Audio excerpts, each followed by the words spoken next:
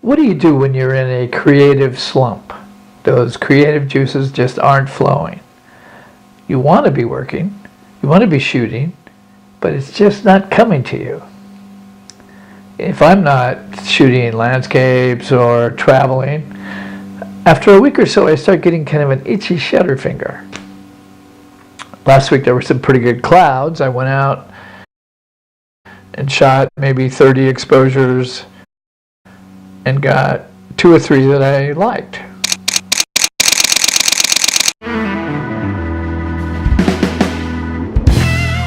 Recently I read about a photographer by the name of Travis Hodges who, when he was in photography school back in the day, they were shooting film, and they would take as an exercise, they would take a 24 exposure roll, go out, find a composition, take a picture, walk 100 steps more or less, find another composition, take another picture, walk another 100 steps, and so on, until they shot all 24 exposures on that roll.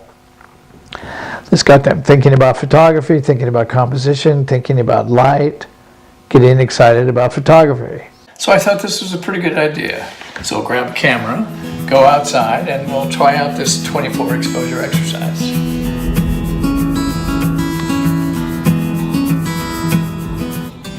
Okay, we're starting here, mainly because this is where I can find a place to park.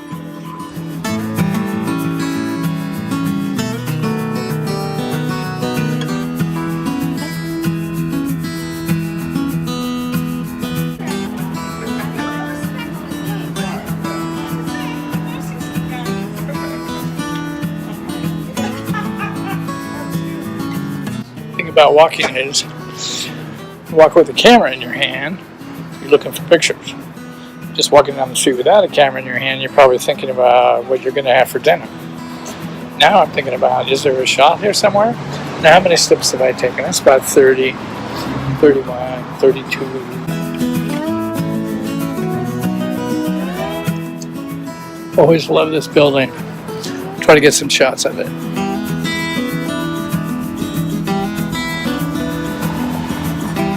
Sometimes at the end of 100 steps, you don't have anything. So walk 110. I mean, really, I won't tell. Who's counting?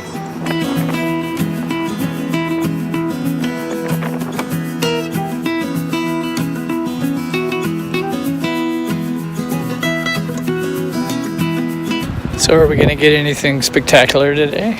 No, probably not. But that's not the idea. The idea is to find some compositions, maybe get some ideas. Get off your butt.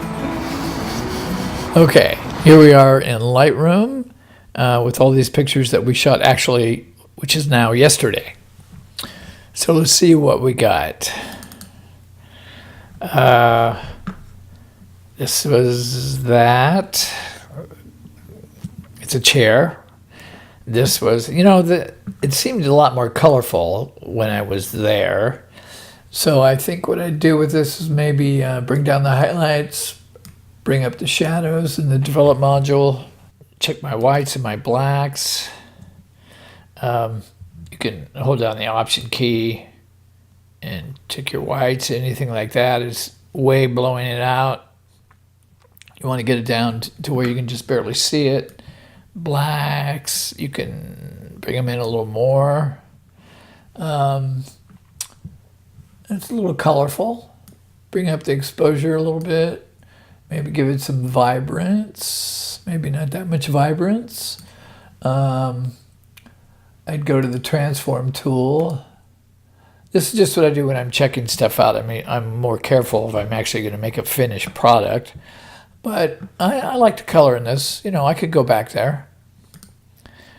Here's my favorite building. Now, yesterday when I looked at this, I wanted to play with this. It's a thing that I do with photos sometimes, and I turned it into that.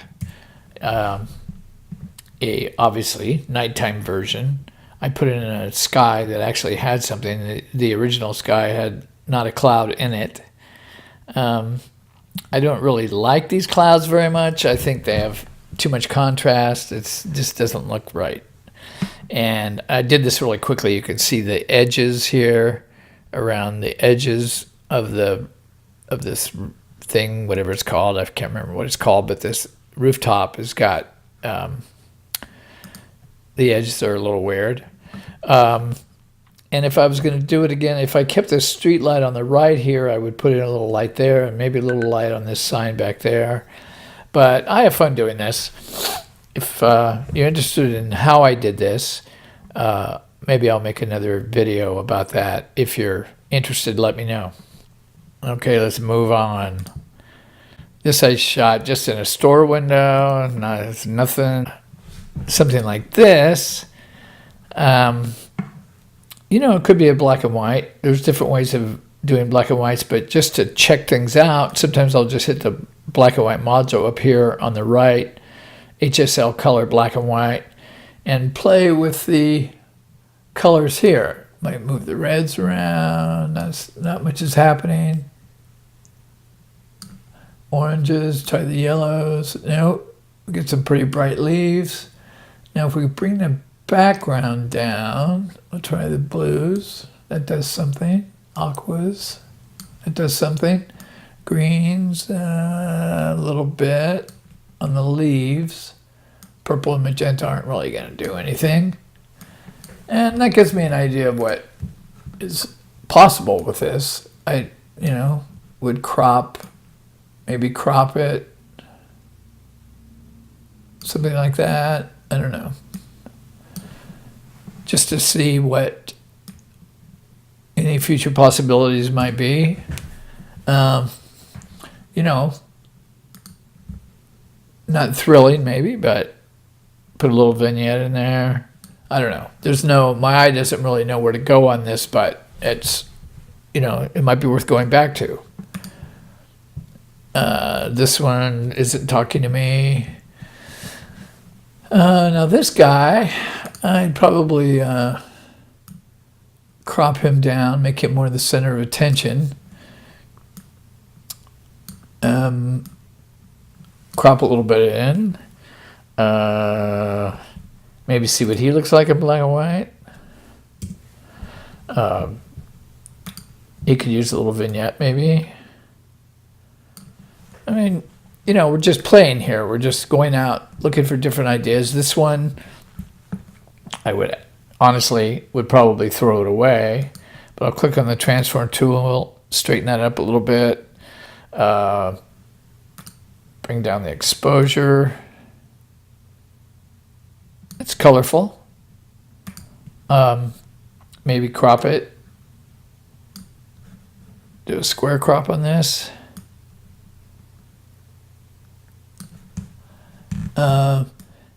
We're just looking for ideas. Just looking for possibilities.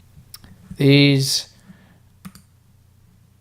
not too much. Is that edge in focus? I think that edge is in focus, but they're not really thrilling me. These are garbage cans. Now, ask me what I was thinking when I took this picture. I apparently was not thinking, but you never know. You walk 100 steps, you don't always land in somewhere great. I like this sign. Now this I just shot for the texture. I love the texture of this tree. I would probably save this in my texture file, use it later for a background in a portrait or something like that. Now this girl sitting here, all she needs is a little crop. And she's sitting there. I'm wondering what she's thinking. Maybe black and white. This one is not talking to me. This, you never know. I'm happy that those little fibers on this one are actually in focus. This one is not talking to me either. Either is that. Now something like this, I kind of like the shadows and this branch. I might go into Photoshop, and there's a good way to look at something in black and white in Photoshop. It's a good way to convert. If your background and foreground colors are black and white, and you go to the